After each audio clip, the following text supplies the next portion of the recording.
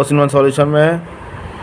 तो hard disk sometime detect हो रही है गाइस, समटाइम डिटेक्ट नहीं हो रही है। तो उसका रीज़न क्या है कि मैं तो स्लाइड के थ्रू से आपको बताऊंगा, लेकिन most of the case rare से रेयर प्रॉब्लम अगर चीप लेवल पे आता है तो डायरेक्ट अगर मैं बताऊं पॉइंट की बात, तो ये देखो, ये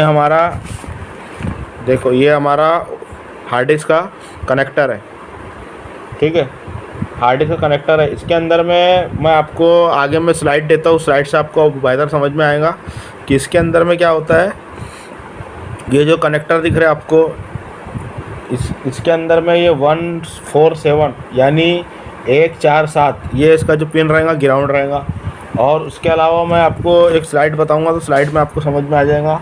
147 ग्राउंड रहेगा और 2345 जो 2345 इसका जो कनेक्टर रहेगा, ये 2345, तो 2345 इसका जो कनेक्टर रहेगा ये उसका RxTx में यूज़ होता है, यानी उसमें कैपेसिटर लगे हुए होते हैं। आपको ये बगल में देखो स्लाइड में दिख रहा होगा। तो इसके अंदर में किस तरीके से रहता है कि हार्ड डिस्क आपका हार्ड डिस्क का पूरा टॉपिक क्लियर कर दूंगा मैं। ये प्रॉब्लम ज़्यादा से ज़्यादा क्या आता है इसके अंदर में, जो बारीक से आपको ये देखो कैपेसिटर दिख रहे होंगे, जैसे जो कि आपको स्लाइड में भी दिख रहा है। तो ये जो कैपेसिटर है C31 C320 318, तो ऐसे तुम्हारे RxTx के लिए कैपेसिटर लगे होते हैं 4। ये पैरेलल में लगे होते हैं, वन साइड वैल्यू दिखाता है, वन साइड आउट करता है ये। और पीछे की बात करें अगर, तो ये देखो पीछे में भी कुछ दिखा रहा है शायद, देखो पीछे में भी कैपेसिटर लगे हुए हैं ये ब्राउन कलर के, ये देखो ये और ये। तो आपको हार्ड डिस्क के कनेक्टर के पास में कैपेसिटर आपको दिखेंगे। वो फिल्ट्रेशन का काम है उसका, रिसीविंग डाटा को, मतलब ये जो दिख रहा है ये इससे कम्युनिकेशन कराता है। जो हमारा डाटा होता है ना, तो इससे कम्युनिकेशन करता है। तो क्या होता है कि अगर हार्ड डिस्क में प्रॉब्लम आती है तो हम कैपेसिटर को तो चेक करेंगे वहाँ पे हमको मिल रहा है कि नहीं मिल रहा है सप्लाई। डेस्कटॉप के अंदर 12 वोल्ट का रहता है और लैपटॉप के अंदर में 5 वोल्ट मिलना चाहिए। यानी कि प्रॉब्लम क्या आएगा कि हार्ड डिस्क के अंदर में पीसी में शो कर रहा है या नहीं कर रहा हो, पहले हमको बायोस से चेक करना पड़ेगा, जो कि लास्ट में स्लाइड दिख रही है। तो बायोस में हम चेक कर लेंगे, बायोस से अगर होता है तो ठीक है, और नहीं होता है तो फिर हमको कनेक्टर को चेक करना पड़ता है। इस तरीके का कनेक्टर रहेगा जो स्लाइड में दिखा रहा है आपको, तो वो कनेक्टर को हमको चेक करना पड़ता है, या फिर उसका केबल मतलब कनेक्टर भी चेक करना हमको। ये कनेक्टर वगैरह यहाँ से कहीं शॉर्टिंग तो नहीं है, तो नहीं है, पहले वो चेक कर लेंगे। उसके बाद ये यहाँ पे ड्राई सोल्डिंग वगैरह करके देख लेंगे कि ये जो दिख रहा है आपको ऊपर का ये गोल बॉल के जिस तरह, तो इसको ड्राई सोल्डिंग करके देख लेंगे। SMT मशीन से हल्का हीट मार के देख लेंगे। और क्रॉस केबल जो लगेगा यहाँ पे, तो उसको केबल को क्रॉस चेकिंग कर लेंगे। उससे भी नहीं हो रहा है तो मल्टीमीटर को हम बीच रेंज में रख के ये वाले कनेक्टर से, वो केबल जो स्लाइड में दिख रहा है आपको, वो कनेक्टर से बीप आना चाहिए। जो 7 पिन का होता है, जो केबल की बात कर रहा हूँ मैं, उसको क्रॉस चेकिंग करेंगे। और उससे भी नहीं हुआ केबल से, तो हमारी जो 7 पिन है, यहाँ पे भी 7 पिन है और वो केबल पे भी 7 पिन रहेंगी। तो एक प्रॉप को यहाँ मल्टीमीटर पे लगा के वो वाले प्रॉप को लगाएंगे मल्टीमीटर पे, तो बीप आना चाहिए, यानी कनेक्टिविटी आना चाहिए। मल्टीमीटर को बजर मोड पे रखकर हमको बीप चेक करना है, ये वाली पिन से वो वाली पिन तक जो हमारे केबल की है। तो कंटिन्यूटी से एक दूसरे की लाइन को चेक कर लेंगे, बीप आना चाहिए तो ओके रहेगा। अभी साटा केबल चेंज करके देख लो एक बार, उससे हो गया तो अच्छी बात है। उससे भी नहीं हुआ तो समझ के चलो कि हमको हार्ड डिस्क को क्रॉसिंग करना पड़ेगा। पहले केबल को क्रॉसिंग कर लिए, उसके बाद हार्ड डिस्क को क्रॉसिंग करना पड़ेगा। हार्ड डिस्क को क्रॉसिंग करने के बाद मान लो कि आपके हार्ड डिस्क अगर दूसरे लैपटॉप में शो कर रही है, इसका मतलब आपका सेक्शन में प्रॉब्लम है, हार्ड डिस्क सेक्शन में प्रॉब्लम है, मदरबोर्ड में प्रॉब्लम है, हार्ड डिस्क सेक्शन में प्रॉब्लम है। तो और अगर हार्ड डिस्क उसमें भी शो नहीं कर रही है तो फिर वो आपको हार्ड डिस्क चेंज करना पड़ेगा। तो इसलिए आपको 2 लैपटॉप को लगा के हार्ड डिस्क को चेक करना पड़ेगा 2 लैपटॉप में। तो अगर वो लैपटॉप में भी शो नहीं करती आपकी हार्ड डिस्क, तो इसका मतलब आपको कैपेसिटर चेक करना है, कनेक्टर वगैरह इसका शॉर्टिंग वॉटिंग तो नहीं है वो चेक करना है। कभी कभी इसमें कार्बन आ जाता है, डस्ट आ जाता है, उसको भी चेक करना पड़ता है। कभी कभी ये जो पिन दिख रही है यहाँ पे, ये पिनों के ऊपर में भी रस्टिंग हो जाती है। तो उसको क्या करना है, हल्का सा सोल्डरिंग फ्लक्स लेना है, पेस्ट लगा के सोल्डरिंग आयरन से हल्का हल्का इसको सोल्डरिंग कर देना है पूरी पिन के ऊपर में। और या तो इसके पहले आप SMD से हल्का सा हीट मार के देख लो, अगर हो जाता है तो ठीक है। हार्ड डिस्क की क्रॉसिंग कर लिए, उससे भी पता हो गया। उससे भी नहीं होता, केबल की क्रॉसिंग कर लिए SATA की, वो भी हो गया। तो SATA का जो कनेक्टर रहता है, जो स्लाइड में दिख रहा है आपको, SATA के कनेक्टर को भी एक बार पेट्रोल वगैरह से बढ़िया से साफ़ कर लो। पेट्रोल से अच्छा साफ़ होता है।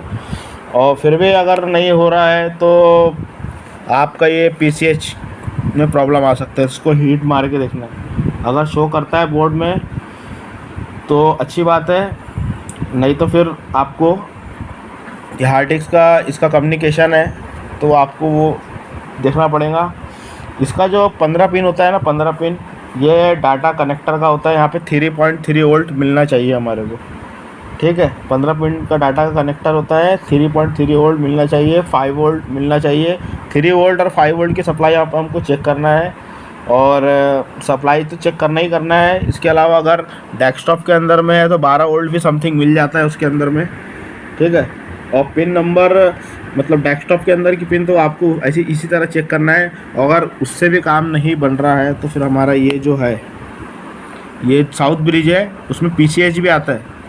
PCH बोले तो ये देखो इस तरीके का रहेगा, इस तरीके का रहेगा। ये तो CPU है, लेकिन PCH भी इसी तरीके का है। इसमें भी साउथ ब्रिज लगा हुआ है, लेकिन यहाँ पे इसी तरह से रहेगा। जैसे कि यहाँ पे दिया हुआ ना, इसी तरह से हरे कलर की चिप रहती है, वो पूरा हरा रहता है, तो वो PCH होती है। तो उसको हमको हिट करना, रिवॉल्विंग करना है। फिर PCH को रिवॉल्विंग करके देखना पड़ेगा। अगर उससे हो गया तो अच्छी बात है, नहीं तो फिर भाई वो आपको ज़्यादा से ज़्यादा, क्योंकि हार्ड डिस्क सेक्शन में हमने जो बताया उतना ही करना पड़ता है, उससे ज़्यादा कुछ नहीं होता है। लेकिन मोस्ट ऑफ द केस ये कैपेसिटर जो दिख रहा है आपको, ये कैपेसिटर ही ज़्यादा ख़राब होते हैं। उसके बाद कनेक्टर की थोड़ा बहुत मतलब रस्टिंग वगैरह की वजह से, शॉर्टिंग वॉटिंग की वजह से ये होता है, ये जो कनेक्टर बॉल वाले दिख रहे हैं। नहीं तो फिर लास्ट से लास्ट यही रहता है कि इसको ऐसा करना पड़ता है। और मैं आपको ये भी बताऊंगा कि हार्ड डिस्क की रखरखाव कैसे करें कि ताकि आपके हार्ड डिस्क की लाइफ लॉन्ग टाइम चले। और ऐसा वीडियो आपको, इतनी इन्फॉर्मेशन वाला वीडियो कोई नहीं बताएगा। तो फिर से मैं आपको रिपीट करना चाहता हूँ कि जो 7 पिन है हमारी, ये 7 पिन जो है हमारी 8, 9, 10, इसमें 3.3 वोल्ट मिलना चाहिए, ठीक है। यहाँ पर आपको 3.3 वोल्ट मिलना चाहिए। लैपटॉप के लिए बोल रहा हूँ मैं, डेस्कटॉप के लिए नहीं बोल रहा हूँ, ठीक है। तो यहाँ पे 3.3 वोल्ट मिलना चाहिए। और 11 नंबर, 12 नंबर, यहाँ पे आपको ग्राउंड, ये सब ये ग्राउंड रहेगा। 11 नंबर, 12 नंबर, ये जो स्लाइड में आपको दिख रहा है ये ग्राउंड के लिए है। और 14 नंबर, 15 नंबर, 16 नंबर, ये आपको 5 वोल्ट मिलना चाहिए, जो कि डेस्कटॉप में 12 वोल्ट भी मिल सकता है। तो इस तरीके से काउंटिंग कर लेना आप इसकी। और ये मेरे पास अभी मल्टीमीटर नहीं है, नहीं तो मैं जब मेरा सेटअप रेडी हो जाएगा तो मैं आपको लाइव प्रैक्टिकल भी दिखाऊंगा। तो 14, 15, 16 नंबर की पिन 5 वोल्ट के लिए है। और इसको क्या करो कि एक रबर है, रबर जो अपना रबर पेंसिल मिटाने के लिए, पेंसिल का लिखा हुआ मिटाने के लिए जो रबर आता है, या फिर ट्वीज़र से इसको हल्का हल्का आप साफ़ करो, इसको पूरा साफ़ करो अच्छे से। कभी कभी क्या होता है, हार्ड डिस्क कनेक्ट होती है, नॉट कनेक्ट होती है, डिस्कनेक्ट कनेक्ट, तो कभी कभी ज़्यादातर तो मैंने देखा कि इसी की वजह से होती है, साफ़ करने से काम हो जाता है। तो SMD से क्या करो, हल्का हिट मारना है सोल्डरिंग, या फिर इससे भी नहीं हुआ तो सोल्डरिंग आयरन से हल्का सोल्डर करो पूरे पिन के ऊपर में, ये पूरे पिन के ऊपर में हल्का सोल्डर करो, इंशाल्लाह आपका वैसे ही काम हो जाएगा। और उससे भी नहीं होता तो SATA कनेक्टर जो वहाँ पे स्लाइड में दिख रहा है आपको, SATA कनेक्टर को चेंज करके देख लो। उससे SATA कनेक्टर को रबर से साफ़ करके देख लो चेंज करने से पहले, अगर हो गया तो अच्छी बात है। तो अब मैं आपको बताऊँगा कि हार्ड डिस्क ख़राब क्यों होती है। तो हार्ड डिस्क ख़राब होने के भाई बहुत सारे रीज़न है, जैसे कि हार्ड डिस्क आप बहुत ज़्यादा फॉर्मेट मार रहे हैं, बहुत ज़्यादा फॉर्मेट कर रहे हैं हार्ड डिस्क को, तो तब भी ख़राब होती है। उसके पहले मैं आपको ये बताना चाहता हूँ कि ये हमारे पास बोर्ड है इंडक्शन के, जो कि ऑन बोर्ड है। ये मैंने रिपेयर किया हुआ इसको। तो ये आपको मार्केट में नहीं करके 700-500 रुपये की मिलेंगे, बट मैं आप लोगों को 300 रुपये में दूंगा। बजाज का है, चालू बोर्ड है। और ये सारा फंक्शन है। तो इस तरीके से हमसे कांटेक्ट करो अपना लैपटॉप के लिए और इंडक्शन वगैरह के लिए, टीवी वगैरह के लिए अपने पास सारे सामान अवेलेबल है। तो हम हार्ड डिस्क की बात कर रहे थे। तो हार्ड डिस्क जो है हमारी जो हार्ड डिस्क होती है, ये फॉर्मेट मत मारो इसको ज़्यादा, बहुत ज़्यादा ज़रूरत है तभी फॉर्मेट मारो इसको, क्योंकि फॉर्मेट मारने से हार्ड डिस्क की लाइफ कम होती है। ठीक है, 6 महीने में 1 साल में नॉर्मल तौर पे मार लो। अगर इमरजेंसी है तो मार सकते हैं, लेकिन बार बार हफ्ते में तुम 5 बार अगर हार्ड डिस्क को फॉर्मेट मार रहे हैं तो सॉल्यूशन नहीं है भाई। इससे तुम्हारे सेक्टर में ख़राबी आएंगी, तो हार्ड डिस्क भी ख़राब होंगी, सेक्टर भी ख़राब होंगे। और तुमको एक और बात बताता हूँ पॉइंट की एकदम, आप लोग बोलेंगे कि यार ये क्या बात है, लेकिन है इस तरीके की बात। यूपीएस जो होता है, यूपीएस जो है ना, इसकी वजह से भी तुम्हारा प्रॉब्लम आता है हार्ड डिस्क के अंदर। क्योंकि हार्ड डिस्क के अंदर में वो चाइना के यूपीएस क्या है, हाई, कभी एकदम हाई हो जाएगा, कभी कभी लो हो जाएगा उसका पावर, तो उसकी वजह से भी होता है। और हार्ड डिस्क को आप लोग डायरेक्ट बंद कर देते हैं, लैपटॉप को डायरेक्ट बंद कर देते हैं। मतलब प्रॉपर वही तरीका है कि स्टार्ट में जाके शट डाउन करो उसको। आप लोग क्या करते हैं, डायरेक्ट हार्ड डिस्क को बंद कर देते हैं, या फिर लैपटॉप को डायरेक्ट बंद कर देते हैं, डेस्कटॉप को डायरेक्ट बंद कर देते हो। डायरेक्ट बंद मत करो, इस पर प्रेशर पड़ता है।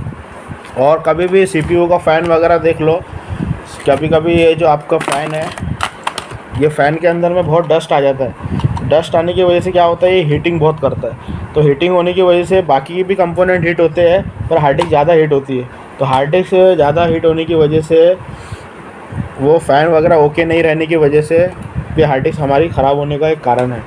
हार्ड डिस्क को करप्ट कर देता है गर्मी, ठीक है। और यूपीएस से भी बहुत हार्ड डिस्क मैंने देखा वो करप्ट होते हुए। खासकर यूपीएस लेना है तो चाइना का ही लो, यूपीएस लेना है तो चाइना का मत चाइना का मत लो, क्योंकि चाइना के यूपीएस में हाई लो का बहुत टेम्परेचर का बड़ा प्रॉब्लम है। ब्रांडेड यूपीएस लो, बेहतरीन यूपीएस होता है, उससे चलाओ भाई। डायरेक्ट हार्ड डिस्क बंद मत करो, लाइन गोल हो गई वो बात, एक की बात अलग है, लेकिन यूपीएस लगाना है तो ब्रांडेड लो और डायरेक्ट हार्ड डिस्क को बंद मत करो। बोलने का मतलब बार बार बोल रहा हूँ।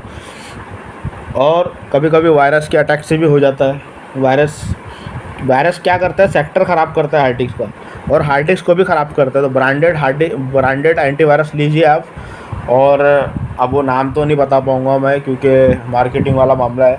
तो हार्ड डिस्क अच्छे ब्रांड का ले लो और एंटीवायरस भी अच्छे ब्रांड का लो। और विंडोज़ 7 ही चलाओ ऑपरेटिंग सिस्टम। अगर आप कोई भी ऑपरेटिंग सिस्टम चला रहे हैं 7, 8, 10, तो कोई एक ही ऑपरेटिंग सिस्टम को चलाओ। ये ना करें कि 7 चला लिए, एक हफ्ते बाद 10 चला रहे हैं, या फिर बार बार मतलब ऑपरेटिंग सिस्टम को चेंज मत करो, एक साइकिल बना के रखो। और दूसरी बात, विंडोज़ 8 या विंडोज़ 10 में मैंने कंप्लेंट नहीं देखा वो हार्ड डिस्क से रिलेटेड। विंडोज़ 7 थोड़ा कंप्लेंट आता है, पर वो मोबाइल सॉफ्टवेयर के लिए, हम लोगों के लिए अच्छा है। मोबाइल सॉफ्टवेयर के लिए विंडोज़ 7 बेस्ट है। बाकी आप नॉर्मल यूज़ करते तो विंडोज़ 8, विंडोज़ 10 में मैंने हार्ड डिस्क की प्रॉब्लम ज़्यादा नहीं देखा हो ऑपरेटिंग सिस्टम के अकॉर्डिंग। बाकी तो ख़राब होना है तो हो ही जाएंगी। इसके अलावा हार्ड डिस्क के अंदर में रस्टिंग आ जाती है, गंदगी हो जाती है। हार्ड डिस्क की आप केयर नहीं करते, हार्ड डिस्क को निकाल के साफ़ नहीं करते हैं, या फिर ओवरहॉलिंग नहीं करते लैपटॉप की, उसकी वजह से भी होता है।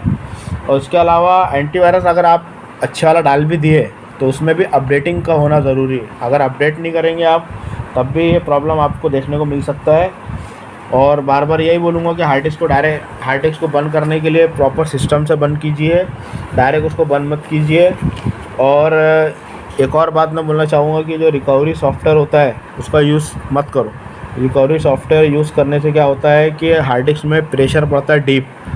हार्ड डिस्क में डीप प्रेशर पड़ने की वजह से वो उसके सेक्टर तो ख़राब होंगे, साथ साथ हार्ड डिस्क भी ख़राब होंगी। मेरा एक दोस्त था, 400 GB के हार्ड डिस्क को रिकवर करवाया था, बहुत टाइम लगा था, लेकिन मेरे सामने उसके हार्ड डिस्क में प्रॉब्लम आया, ठीक है।